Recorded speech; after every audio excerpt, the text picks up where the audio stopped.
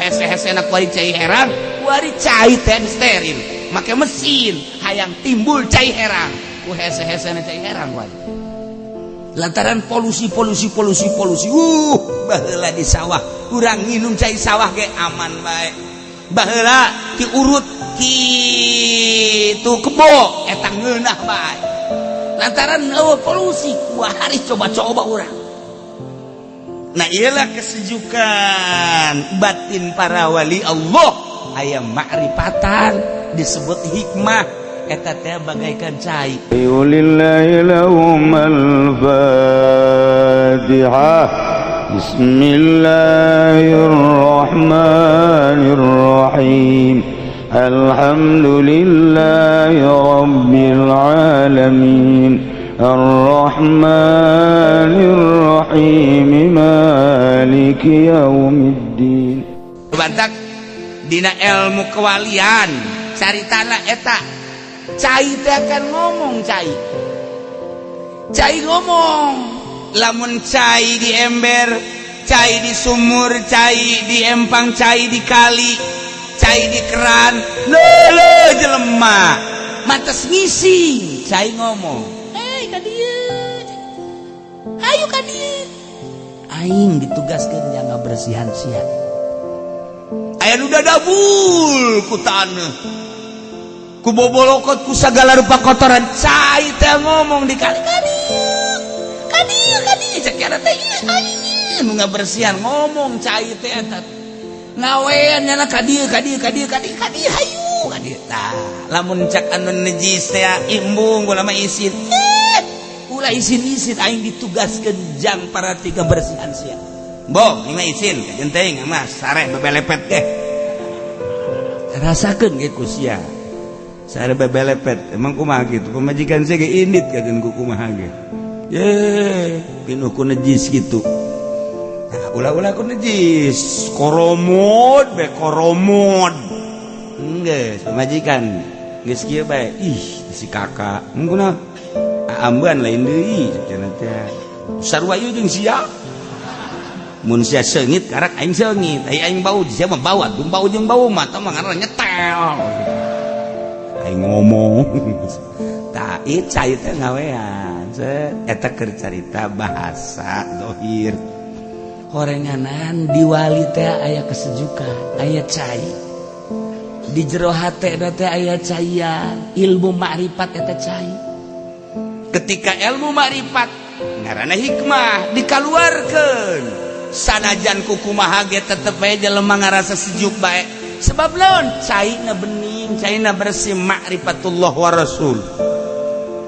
ketika eta teh digambarkeun cai ilmu makrifat ketika dikaluarkeun hikmahna kabeh jelema ngarasa sejuk ngarasa tentrem ngarasa ngeunaheun dicarekan ngarasa ngeunaheun dicarekanana ditiupan ngarasa ngeunaheun ditiupanana nu kumaha bae sebab nu kaluar teh cai herang lamun cai herang kaluar nu deuk mandi butuheun nu deuk nginum butuheun nu deuk masak butuheun ka cai herang kabeh butuh ku hese-hese nak wari cai herang wari cai teh steril make mesin hayang timbul cai herang ku hese-hese na cai herang wari lantaran polusi baheula di sawah urang nginum cai sawah ge aman bae baheula diurut kitu kebo eta ngeunah bae lantaran polusi wah hari coba-coba urang. Nah ialah kesejukan batin para wali Allah aya ma'rifatan disebut hikmah eta teh bagaikan cai nyana teh ngawean ka dieu caging mah teh ka dieu hayu ka dieu urang bebersih nu matak bebersih kudu dicai bebersih enggak di akhirat tolong kiai dulu kan buka dakwah ya kan saya juga pernah ngundang kiai yang waktu itu bayarnya kecil balik lagi kan kiai jangan banyak omong lu tolongin gua nih ngomong ke cai teh ngomong Masya Allah Karim ngan teu kadenge ku urang okos aya manuk merak keur nyabutan buluna dicabutan datang beberapa hewan nu ngomong anu beok kunaon eta bulu dicabutan ieu cenah cekna ngabahayakeun hei maneh teh terkenal di dunia dengan keindahan bulu maneh. Ketika maneh disapa ku manusia ngajerebebek, jelema tersenyum bagus amat buluna merak. Ketika maneh lempang, bulu dijerebebengkeun. Kabeh ngerasa senang deuleu bulu maneh. Justru cek cenah ieu dicabutan teh lantaran teu eureun-eureun. Ketika kapanggih jeung jelema kula ngajerebengkeun bulu. Ketika jelema makin ngalem ka kula makin dijerebengkeun horenganan ieu teh ngabahayakeun kula hayang kapanggih jeung jati diri kaula nu mantak dicabutan bulu kula. Nah, cak manuk beok sia teh ku bodo-bodo teuing. Bebeja ka manuk-manuk sejen deui. Tuh aya manuk tuh merak keur nyabutan buluna sakitu bagusna sakitu indahna. Ieu terkenal nanya nanti aku keindahan buluna ku ari keur dicabutan. Daratang kabeh kadanya. Kunaon ngaku naon kana heuh sia hook eta hook. Henteu aing mah hayang nyaho jati diri aing cabutan munyan. Nah, ku ari tuh manuk merak geus gundul, geus teu bisa ngajerebebeng. Tuh manuk merak bloon geus teu bisa ngajerebebeng. Tuh manuk merak bodoh geus teu bisa ngajerebebeng. Ditanya deh, cek beot kok gitu amat. Iyalah asli ka aing. Aslina aing keur menikmati hirup. Ngeunaheun ku ari hirup lantaran jelema geus teu melu ka aing-aingan sakadar jeung Gusti Allah unggul. Hirup boga kanikmatan ketika teu boga bulu. Keur aya bulu, aing diriung-riung jelema bae. Dipuji-puji jelema jeung aing da hayang kapuji. Ku hari aing geus senang ka Gusti Allah. Eta manuk merak ngomong. Matak asup lamun jelema ngajerebengkeun bulu eta ngaranna Kiai Merak nokos. Merak eta nokos kitu ngaranna. Satungtungnyana asa aing. Hei. Eta mah hebatnya sabulna. Aing kan. Oh, hebat kan? Aing satungtung kos gitu karena raka cak manuk merak. Kuari aing geus nikmat geus bulu. Geus jelema merak bundul. Asa kapanggih jeung merak bundul geus tah. Ku sebab kuari geus teu dianggap nyana ka Allah bae. Mantep orang hirup. Tanu mantak satungtung orang boga bulu. Ku jelema bakalna ieu dipuji-puji bae. Urang senang kana pamujina. Bahaya nu batak jelema diorbitkeun dina kori ngorbitkeun suara jeung makharijul hurufna neraka. Ceramah nyana teh keur ngaorbitkeun kemonesan nyana dina hukum jeung kehebatan nyana jahanam. Encan wauh ka Allah masalah. Lamun geus ditoler-toler teh merak bundul kara.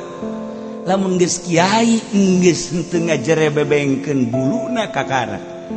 Nu sugih teu ngajerebengkeun buluna kakara. Pejabat geus teu ngajerebengkeun buluna kakara. Hiji, Allah bulu mah bulu bae, tapi ulah maelu ku bulu.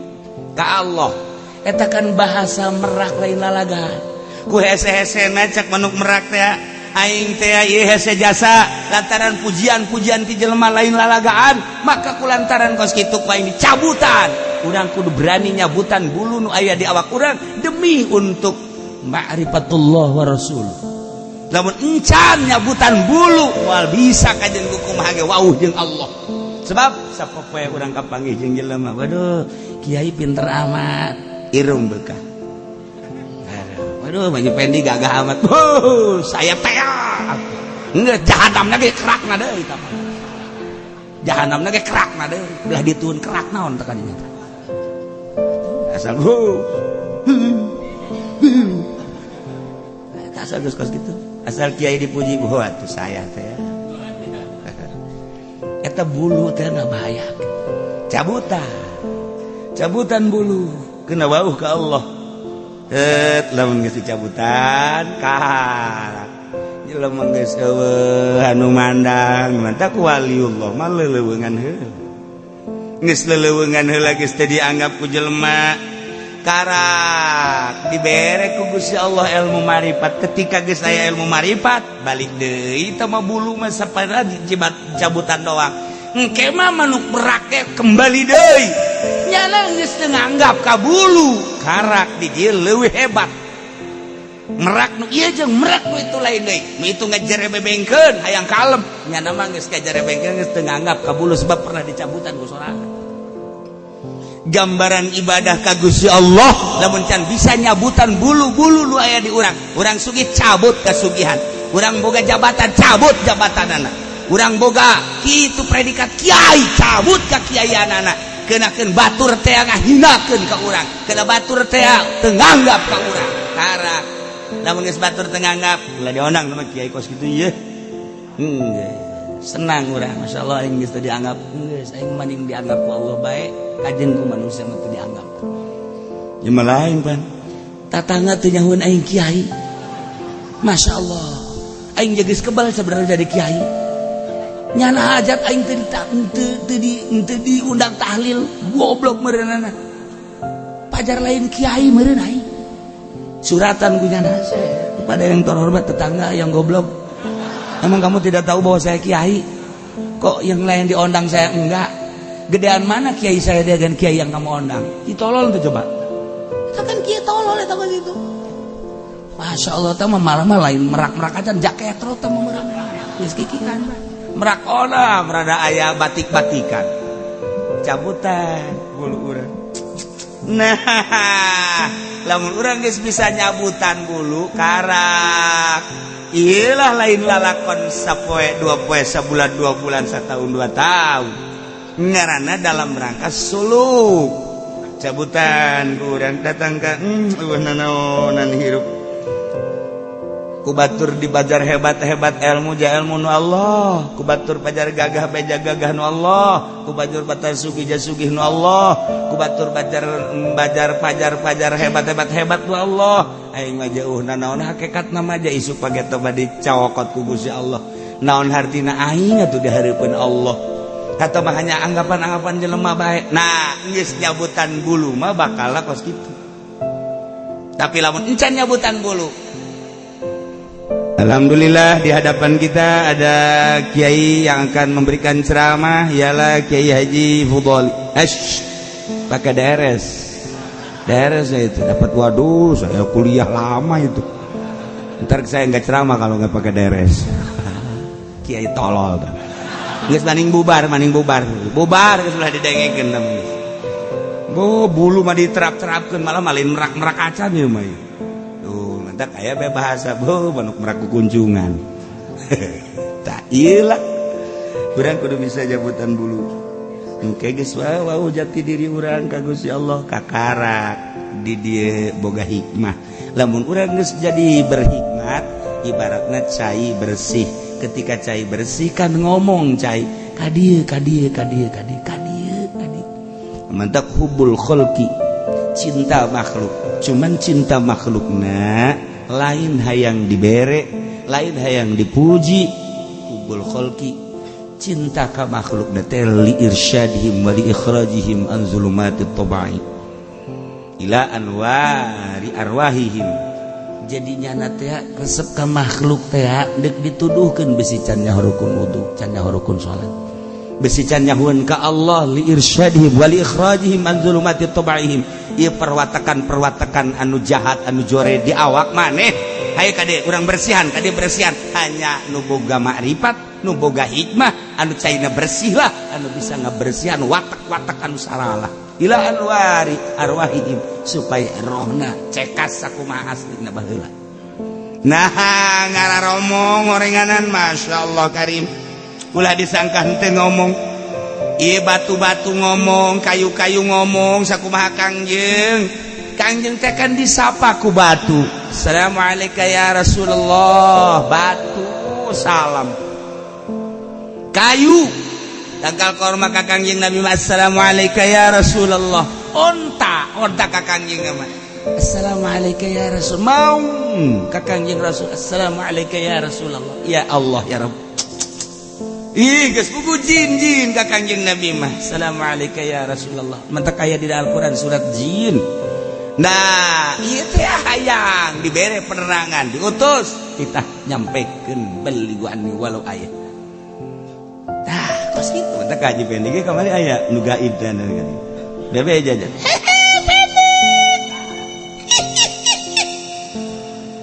Kuntilanak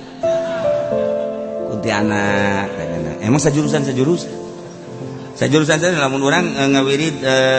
surat jin datang na jin mun urang ngawirid itu ilmu kazuhudan engke urang teh hayang nanaon urang ngawirid anti tembak bakalna urang moal terak ditembak urang ngawirid ka dunia nyana ngawirid ka kuntilanak kan kuntilanak babaturanna kuntilanak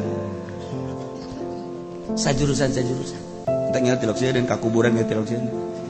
batur aing kabeh ang rajana tah iya jadi ngaromong kabeh sesuai jeung karakter manusia ngabogaan karakter etalah nu kudu dicumponan kabutuh lamun mata resep kana nuleun indah-indah hayang dicomponan ka butuh mata ceuli hayang adenge suara nu merdu-merdu hayang dicumponan ka butuh ceuli irung watakna hayang ngambek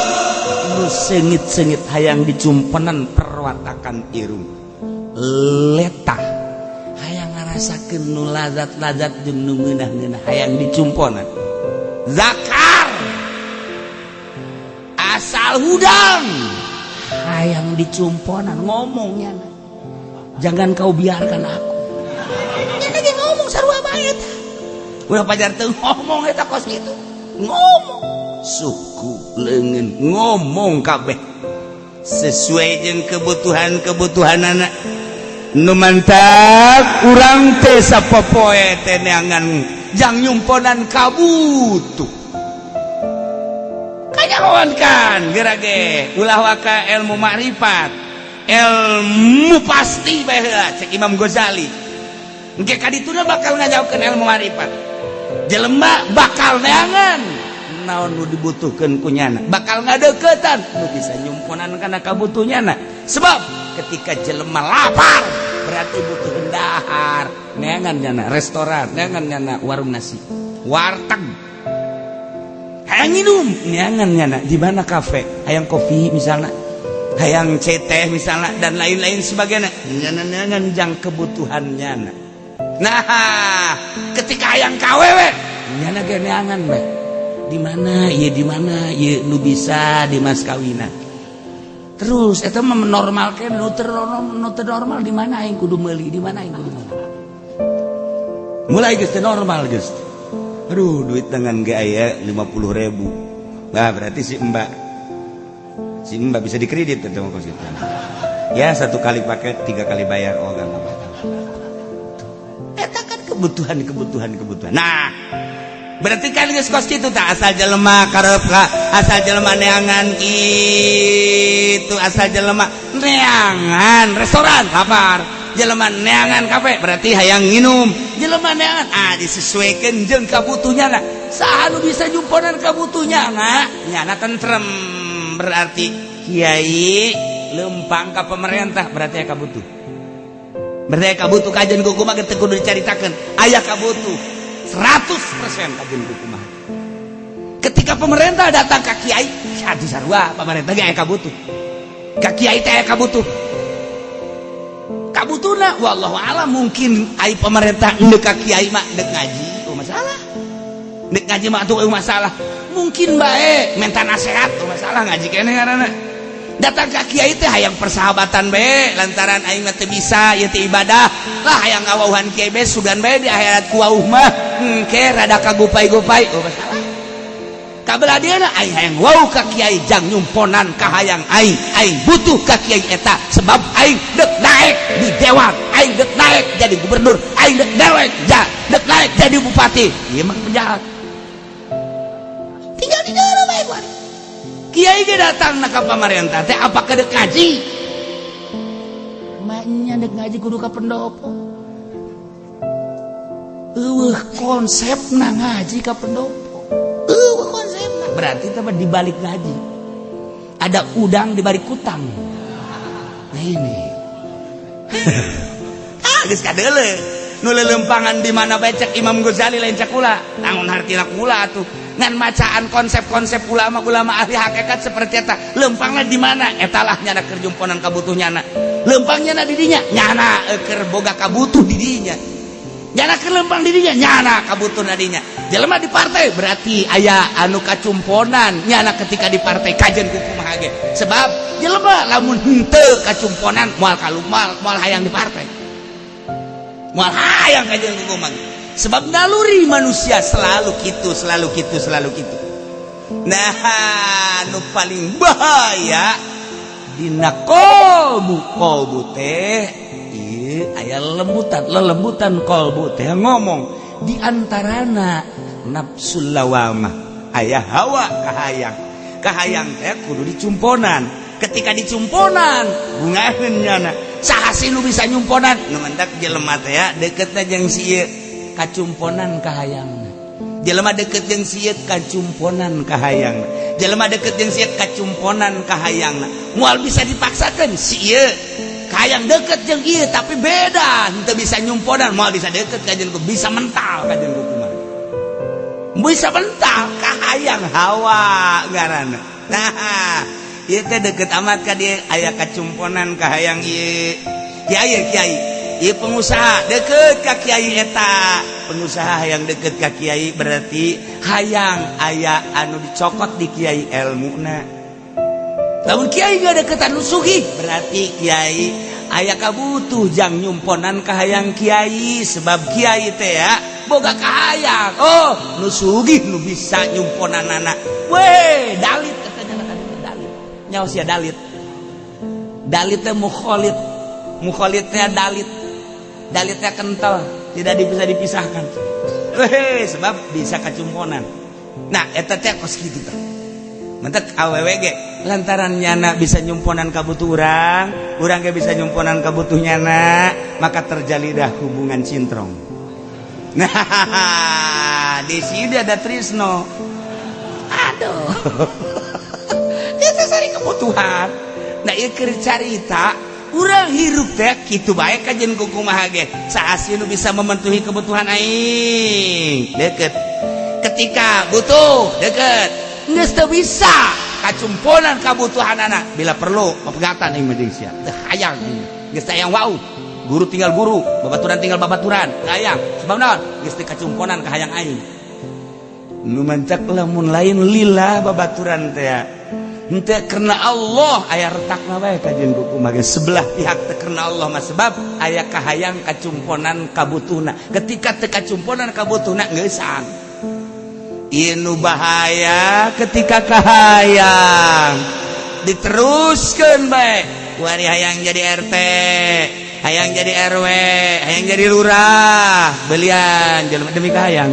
hayang jadi bupati belian hulu jelema demi kahayang hayang jadi gubernur belian jelema demi kahayang hayang jadi presiden belian hulu jelema ieu bahaya demi kahayangna kumaha bae carana nu ngahalangan bodoh nu ngahalangan sikat iyalah hawa lelembutan hate urang teh ngomong nginaheun mun aing jadi presiden kumaha bae carana jadi duit aya di aing kekuatanna dibeli ku aing polisi dibeli abri dibeli jeleban ternama dibeli penting aing jadi presiden kajen ku kumaha ge ieu kan jahat kahayang teh seperti gitu nah dengan puasa kahayang urang teh kuari dieuweuh-euweuhkeun iyalah ruh diaturlah melalui guru mursyid murid ngaranna aya nu langsung murad cara Kifudel bin Iyad dimurad ku Gusti Allah dan sederetan wali Allah nu dimurad termasuk Gus Dur ti leuletik khawari. Geus hese urang nyaritakeunana jelema menyikapi Gus Dur iyalah itulah sabodoannya nama tapi terbukti. Jeung loba-loba deui wali-wali Allah anu dimurad ketika letikna geus khawari kulo adat urusan Allah teh mah jeung Allah. Aya anu zikir bae tapi malah resep kana dunia, malah zikir lagi jang dunia. Atuh ki fudoli maca sholawat lagi jang supaya loba undangan. Atuh, terus bae atuh. Haji Pendi baca sholawat jang karung supaya laku. Mah usah potong. Teu beres itu beres. Babacaan teh jadi lain tambah bagus, tambah kredit. Nah, atuh lalaunan setelah melalui guru mursyid kieu carana mulai engke ge aya satu keterangan Allah mere susu diawali ku menyikapi dunia ternyata eueuh hiji ayat menyaritakeun dunia teh mulai kabeh mataul ghurur kabeh dunia teh tipuan wa mal hayatud dunya illa mataul ghurur selalu kitu-kitu dunia bahrun amiq qad gharaqna asan kasir dibacakeun ku khatib ittaqullah khatib Jumat tukang khutbah ittaqullah wa'lamu sial ta khatib turun khutbah yang dibayar kan goblok ta khatib je di pondok tarolol kabeh gitu nyana nu ngomong wa'lamu ittaqullah hara ta khatib atuh ieu na ge digetruk-getrukkeun ku nyana naon agara tungkadna truk ittaqullah wa'lamu sial ta khatib na dunia bahrun amiq qad gharaqna asun kasir dunia bagaikan laut anu ngerem loba jelema nu kakerem ku laut eureun khutbah minta duit eta kiai deui goblok deuk iraha tuh bener eta kiai nyana nu khutbah nyana nu hayang kukula pernah dipidatokeun marah ka kula kiai nu hayang dibayar teh kuari gitu lo ka dieu kuari bisa bodoh tuh putun teh ka sia di akhirat sia kuari ditunjuk sia je parangsana aja orang pacar musuhan padahal mah teman nafsu nah pedah kula teh dibere-bere seperti mah temennya bagi dua mah moal teu bareres ngebuka kula mah bodohnya deuk barah deuk teu urusannya na engke ge karasanya ketika sakaratil maut masa ibadah dibayar engke masih puasa ge yang dibayar lagi budak leutik ja cang puasanya engke ku abah dibere 50.000 bere sore bayangna mah dibagi mana ge orok temen kos gitu mah abah kula osok tak kos gitu baheula tolong ngadidik supaya daya puasa cenah ke dibere duit Kaji Bidin mah minta duit teu puasa nya mah duit mah dicokot ku jasa nah ngadidik bisaan kolot mah bere supaya daek doa mereka jadi mikir ka kolot dageun masa minta bae nanti lamun aya khotib minta duit orok teteh seperti itu hampura kiai nusuk minta duit asana cenah aing balik atuh ulah ka nyahoan tahan heula sakedeung ya Allah ya Rabb masyaallah atur supaya murni setelah diatur jadilah waliyun min auliyaillah waliyullah cik Tuhan Syekh Abdul Qadir lamun kula sadetik henteu inget ka Allah anggap kula lain muslim harap Tuhan Syekh Abdul Qadir Syekh Abu Hasan Az-Zadzili mun kula sadetik teu inget ka Allah anggap kula ieu kafir leuwih dahsyat ngomong ku sebab naon ku sebab geus eueuh jasa hahalang selalu jeung Allah ka mamana atas perintah Allah atas gerak Allah cek Abu Hasan Az-Zadzili hese neangan hahalang di hate kula di tangan ka mana bae jeung di mana bae hese aya hahalang sehingga kanyahoan naon nu aya di luhur langit naon nu aya di handapeun bumi ngannyana embung Gusti ulah dibere kos kieu sebab abdi mah lain eta maksud abdi mah ibadah ka Gusti. Mata ketika aya muridna anu capeun jasa ibadah asal udang peuting kesangan asal udang peuting kesangan bebeja kabuasan mama abdi mah ieu capek bae ibadah ai kitu sih hayang udah capek hayang tenang aya hayang tenang mah nafsu sia ibadah mah dek tenang dek geunaheun dek capek ibadah mah ka Allah nu mere capek Allah nu mere geunaheun Allah nu mere tenang Allah ulah dipake ka hayang teh mah kumaha nu merena tak arak terbuka jaheuh apan urang mah zikir ge hayang tenang lantaran ala bizikrillahi tatmainnul qulub padahal mah zikir ke dibere ulah boga maksud hayang tenang lamun boga hayang tenang berarti nafsu urang atuh lain ka Allah teh mah kana tenang berarti tenang jadi pangeran kakaraknya terbuka Masya Allah jahil atuh ibadah mah weh capek-capek ibadah mah weh tenang-tenang jadi ibadah sia mah kitu asal boga duit be tenang asal teu boga sama geus akur bae pan asal teu boga duit be capek malah teu tahajud acan kunaon ieu parusing boro-boro tahajud tuh jadi sasaran be tahajud teh mas sekarang itu pan mah maju pendi kok ieu tahajud hebat-hebat karung satreuk laku alhamdulillah kaditu nanti tahajud kunaon rugi teu beres tapi ibadah kos kitu mah ibadah mah ulah hayang tenang ulah hayang ngeunah ulah hayang tenang nu penting ibadah ka Allah mere kuat mere tenang mere senang mere capek Allah teh mah urusanana sanajan wali ge aya bae nu dibere capek eta ketika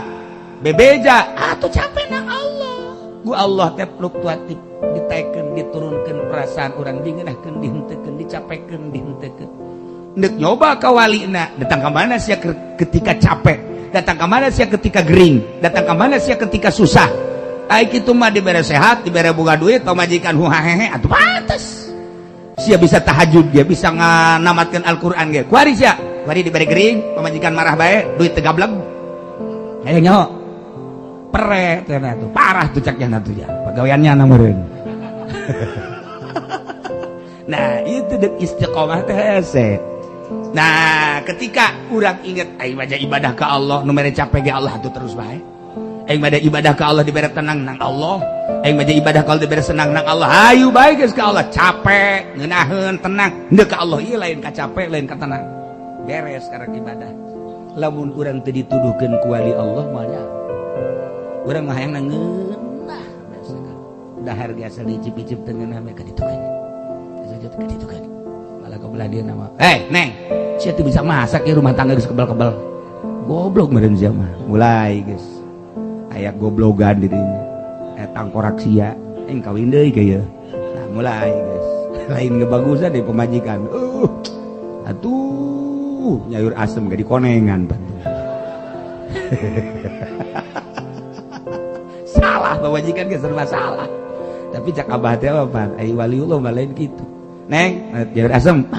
di alam bae masak neng mamun geus masak geunah jasa apanya lagi bari sising sate eta dongeng abah bisa aja sata abah Masya Allah ku bungah-bungahna nyayur asem teh dikonengan ya Allah ya Rabbi cak salah kieu si pamajikan kudu jadi kieu ye waduh Masya Allah terus dia diicip-icip neng ku hebat amat di sayur asem dikonengan sakitu ge saeutik konengna waduh cak salah kieu kumaha mun isuk loba jasa ye konengna Masya Allah tak eueuh teu ngalemna geus sakitu ayahana atuh langsung dicarekan Masya Allah nah iyalah waliullah ai daek dahar itu daek dahar teu daek ulah cekeun geunah aduh isuk dah tuh bejaan deh nu loba neng kana nengna kayaknya mikir bener tuh si aing diatur teh maksudna kumaha ulah aya masya Allah cara nu geus jarana di wali-wali Allah minimal orang bisa setengah geus mantep biasa emang urang teu didelekeun gitu ku wali Allah didelekeun saha anu hendak berangkat emang teh nya kobo Kangjeng Nabi Khidir alaihi salam urang ngabangsa ka Tuan Syabdul Qadir emang Tuan Syabdul Qadir teu nyahoeun kitu nyana dihadiahan mepannya na teu maot urang ngabangsa ke Abu Hasan Asyadzili emangnya nanti jawab panjana teu maot nya mah ilmu dicaritakeun kehidupan para wali leuwih hebat tibatan kehidupan nu harieu maksudna eratna hubungan antara kutub jeung bawahan ye urang mah teu nyaho lamun gunung ngobrol jeung gunung urang mah teu nyaho lamun tangkal kayu ngobrol jeung tangkal kayu urang mah teu nyaho lamun batu ngobrol jeung batu hanya wali-wali Allah lah anu nyarahoan lamun batu ngobrol jeung batu tangkal kayu ngobrol jeung tangkal kayu gunung ngobrol jeung gunung atuh komo manusia anu hadiah kanyana ye mun ke masyaallah dan Abdul Qadir teh takan leuleukeun we hibernya mana nusuk unggal peuting ka aing hadiah tuh Haji Pendi kan pernah ngajajal pantilok ya mah tilok aju ngajajal ira hadratir ruhi Abdul Qadir Al-Jailani quddusallahu sirruh dibaca langsung datang beng aya naon siapa ini di dagor gua insya atuh lain tuan Abdul Qadir dengan Raja Jin datang sembarangan sia atuh sing hade da aya aturan-aturan tersendiri nyingkabkeun hijab mantak-tak dibere impian-impian nu istimewa asli impianan lantaran lain timbul tina nafsu ketika orang ibadah make sodri nafsu aya kene ketika orang ibadah make kolbu aya nafsu kene ketika orang nyulusuk geus kana fuad mulai nafsu geus eueuh ketika orang geus jadi lub sirrul asrar malah aya nafsuan moal aya nafsuan hirup teh geus teu diatur-atur ku makhluk hanya Allah hiji geraknya na kumaha ceuk Allah kiceupnya na kumaha ceuk Allah moal nyanahan sewaktu-waktu engke teu dibere ku Gusti Allah hanya untuk mencoba ka istiqomahanana jadi tujuan apa henteu karomahna besi nyana boga tujuan karomah cabut karomahna teu diijabah doana wali moal gentar ku sebab teu dibere karomah biasa bae waktu diijabah waktu henteu lain urusan urang mapan lain ya aing geus ngabudah-budah kan teu bae segala teh dit naon deui nu dibaca jeung geus beak ieu babacaan can dihasilkeun ka dewe mah lain deuk eureun tah eta nu dimaksud ulah kos kitu saju eureun ban ka ditu sebab ibadahna hayang karomah ibadahna yang mulia lain ka Allah wali bente iya tuh urusan dijawab urusan Allah boro-boro eta paeh gitu di urusan Allah masyaallah karim teu kumaha tuh kuari diatur wusul ilallah geus eueuh nafsu mana nu kudu ditarik nafsu mana nu kudu dipicen latifatul qalbi latifatul ruh latifatul sir latifatul khafi latifatul akhba latifatul nafas latifatul qalb berbagai latifah di dinya teh aya muatan di dinyalah mana nu kudu ditarik mana nu kudu dipicen sesuai jeung aturan guru zikirna gengke diatur ku guru dimimiti jahar la ilaha illallah datang ke khafi Allah datang ke huwa datang ke al-haq datang ke al-hayyu al-qayyum al-jabbar sesuai jeung aturanana teu meunang pindah urang ti lama budak bihakin datang ka mal sudah lamun eueuh nu mindahkeun tidak lama sudah ulah pindah kana lamat luba lamun eueuh nu mindahkeunna guru mursyid jeung urangna geus kanyahoan aya perasaan tersendiri guru mursyid moal nyalahan ketika orang pindah rasa nyahoeun nya moal disebut mursyid atuh ai lain haji mursyid mah ya deui sakadar haji mursyid batu lain deui ieu nu batak disebut mursyid geus eueuh duniaan sehingga nyaho murid naik jeung turunna mendak ieu kuari thariqah teh ambalayah tapi salah ngajarkeunana ente lamun berthariqah insyaallah dagang maju ku thariqah si jurusanna dagang ente insyaallah asup thariqah ieu engke lamun asup thariqah ieu jabatan ente bisa naik naon hubunganna thariqah jeung jabatan thariqah mah deuk ngeuweuhkeun dunia baik kemuliaan jabatan keagungan jabatan dunia hiji Allah deuk ditaekeun deuk diturunkeun kumaha Allah ieu mah ka Allah bae singgirkeun eta thariqah ieu kuari lain thariqah nu salah guru mursyidna encan mursyid geus mursyid gitulah seputar thariqah di Indonesia ngan urang nyalahkeun atuh ulah jazikir ai teh disalahkeun emang salah atuh kajen bae heulanan engke ge karasa ieu kunyana ya aing zikir kieu bae cek yeuna teh lah aing mah eureun beta eureun balukar eureun atau ieu zikir aing beuki puyeng bae koski emang kunaon gitu barang zikir bae ieu warung merosot nah aja kumaha tuh aing nangan al hikmat belah kalimat jurusanan datang ke Habib Rozak nah dibere kunyana besok keris nah ini nah insyaallah lah katanya ya keris ini bisa miber nih oh ya kalau dialungin hatuh guys kos gitu tah diatur truk Masya Allah karim hiji nu kadeuleu Allah digoda ku dunia teh digoda ku jabatan teh digoda ku berbagai nikmat teh itu hiji Allah jadi harus boga kanikmatan nah sakumaha mari diangkat jadi wali Allah kan di dunia geus tah urusan anak kamari hirup sorangan sanajan babarengan zahirna sanajan zahirna jeung bupati jeung gubernur tapi ieu kalbu jeung Allah sekalipun jeung presiden atuh sabaraha jalema zahir ge tapi kalbu jeung Allah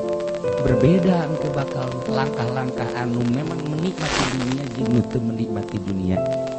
urang bodoh biasa bae tapi nya nama teu melu sabodoh jelema ieu nu penting dirina jeung Allah geus ai bisa mah mangga bae ketika teu bisa hati-hati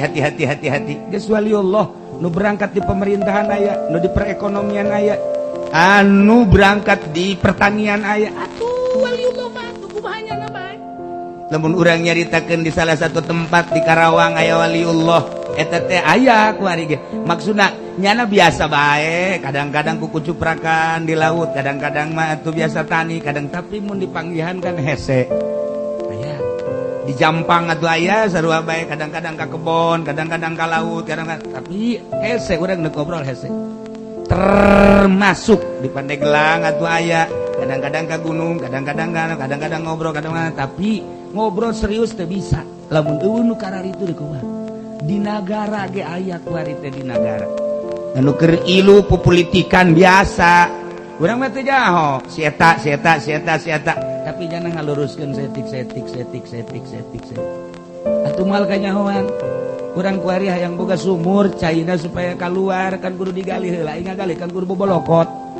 atuh waliullah ge keur ngagali cai herang teh tuh bobolokot kadeleuna ku urang bobolokot amat bobolokot jangan takut nanti udah keluar air baru tahu atuh kos kitu pemain mah tuh urang mandeureuna sananaha atuh teh nyaho jingan urang mah boro-boro jadi wali cinta ge ka wali henteu eta cenah jarah ge lain cinta wali cinta duitna urang mah tuh jaya keuntungan sabeus sabaraha pun geus dihitung bae ku jana teu eta kan urang lain cinta wali eta mah urang mah cinta etana nah berangkat geus jadi di akhirat kuari mah huwa amaribuhu fil akhirati keuntungan di akhirat masyaallah fa huwa fil jinan surga lain di akhirat di dunia geus ngarasakeun balik mah surga geus ngarasakeun lamun Tuan Syekh Abdul Qadir sering dikiriman rampadak Abu Hasan Asadi Imam Mursi Ibnu Athaillah kan kaget ketika muridna kalaparan keur zikir teh lantaran 40 peting teu dahar teu nginum aya nu pingsan ya nyana kan ngalirik we ka luhur ya Allah ya Rabb teu kebel set datang kan kasaksian tah dah ini kumaha cenah sanu mawa kan di mah Haji Pendiman nu aya gareuh geus aya di mejanya dar pada kemana ini orang cocodot darata itu kan beda jeung ilmu kawalian tuh kan itu mah darata di bawah cocodot beurit cucurut emang sabangsa ieu cenah jeung beurit tuh kan Masya Allah karim surga walhur bidadari atuh pan bidadari mah lain cara orang Bandung jeung Karawang atuh nya mun nyidu ka laut seungit atuh kelek lagi seungit dak atuh coba artis kelek mun teu make Rexona bah Masya Allah karim atuh seungit ya ya Allah ya Rabb lamun singgirna ditololkeun ka dunia mata poe mit hampura cek mata poe ulah eleh ku cinggir bidadari mata poe mundur anu dek numpakanna sagede Haji Pendit sudi aing mah atuh teh sudi numpakan bidadari potongan kos kitu teu cak urang cak Allah mah teu mangga bae atuh teh mah ya nyangakeun sadaya-daya ulah wakahayang sia pikiran lah ibadahna ya Allah ya Rabb wal kusur wih istana gedong atuh pan batana ge lain buatan Cisoka bata buatan Cisoka mah komeng kahujanan jadi tanah sial ta Cisoka ya Allah ya Rabbi ieu batana ge tina Zabarjud inten permata Masya Allah ieu tajang wali-wali Allah wal gilman pengladen-pengladen sekitar anu ngaladenan urang hayang naon padahal teu perlu dilantap jeung gedekan diladen wal asribah berbagai minuman geus puguh kopi geus puguh susu geus puguh arak geus puguh minuman-minuman luar biasa geus sagala kahayang minuman aya kabeh ya Allah karim sairun ni'am jeung berbagai kenikmatan-kenikmatan fil jannatil ula wa hiya jannatul ma'wa yakni surga ma'wa aya segala rupa dibere bidadari seorang 70 Masya Allah encan bonus-bonus ya Allah bukaan ku urang ayo guys urang di luhur beuteng mah ayo pindah ti beuteng ka beuteng ti susu ka susu ieu di surga mah capek jeung parawan deui Masya Allah karim tah nu mantak waliullah mah geus bebeakan teu hayang sama sakali kana dunya engke bae di akhirat lantaran kuari kurang kabongbro teangan kurang dunia datang ke urang eueuh himah ngaji eueuh himah ibadah ieu kan urang berarti loba hijab tinggalkeun eta deuleu surga heula mimbitina surga heula kabla ditunang ge teu hayang ieu surga Allah leuwih nikmat jeung kabogoh daripada jeung bebereanan urang dibere kue cincin ku kabogoh kabogona urang jauh dideuleu ku urang kue cincin ge diciu buat lain di dahar lain Masya Allah neuleuh kue cincin teh asa bobogaannya Masya Allah aduh teh bobogohan tololnya saya tak atuh kue cincin di minyak misikan nanaonan nikmat jol besar witina anu ngiriman kue cincin dibalangkeun teu hayang aing naon anu bogana geus mandang bibirna kue cincin geus nanaon memandang senyumna kue cincin nanaon kukorbankan segala-galanya untukmu nyawaku kuwakafkan untukmu budak tolol jasa ta bobogohan Masya Allah diterik matahari terasa sejuk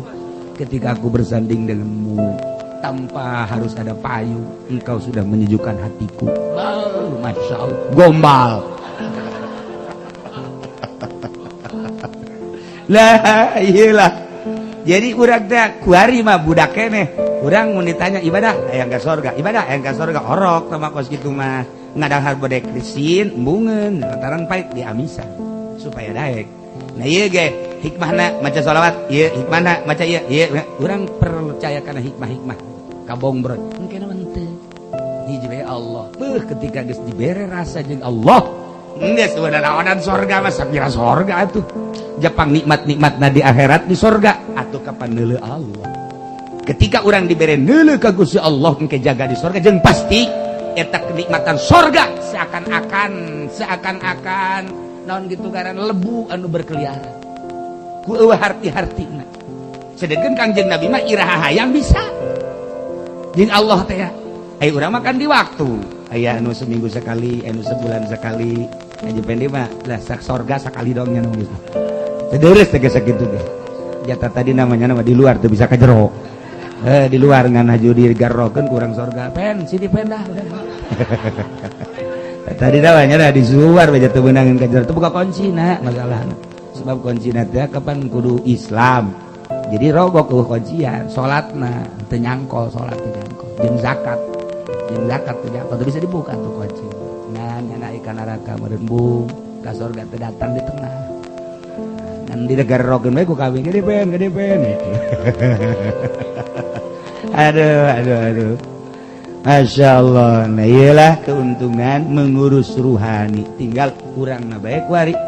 sangkilang urang encan bertorikoh tapi langkah orang soba mulai ya hiji udang tipeting ulah tapi helang kudu dihandap udang biasa normal ieu mah anu dihandap udang nu luhur peureum ai neuleuh kasih si aya cek lah beres pogon kiai sia Masya Allah karim. Nah tadi wudu sanajan 2 rakaat sebab salat 2 rakaat tengah peuting anu ngaran tahajud teh leuwih bagus tibatan dunia jeung eusin. Urang lamun inget kadinya ngarenjak lamun teu salat Masya Allah 2 rakaat leuwih bagus jeung dunia jeung eusin. Ya Allah ya Rabb rugi amat atuh lamun teu 2 rakaat aja. Geus dibejaan kitu ge teh coba ge peuting aya eueuh coba ge. Geus dibejaan ge komo nu teu dibejaan. Mandak wa bilal laili fatahajjad bihi nafilah. Masyaallah geus diangkat jadi wali teh la yazalu abdi yataqarrabu ilayya bin nawafil. Dengan nawafil seakan-akan fardu sebab lewat neuleuh Allah. Cek Allah sia ngagawean sunah ge geus kos fardu bae tu komo nu fardu. Geus maneh kekasih aing. Hatta ahbab anta uhibbuk sehingga aing cinta ka aing. Sunah bae kos fardu maneh atuh komo nu fardu.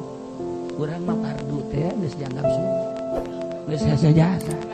Zuhur ge dingkek-dingkek hiji jeung asar. Asar ge. Kadang-kadang waktu subuh mah geus istiqomah jam 7. Istiqomah jam 7. Anjeunna kieu bae Allahumma hadi dicak anakna kok duha sih pake kunut abah mah. Nah iyalah kehebatan wali Allah Subhanahu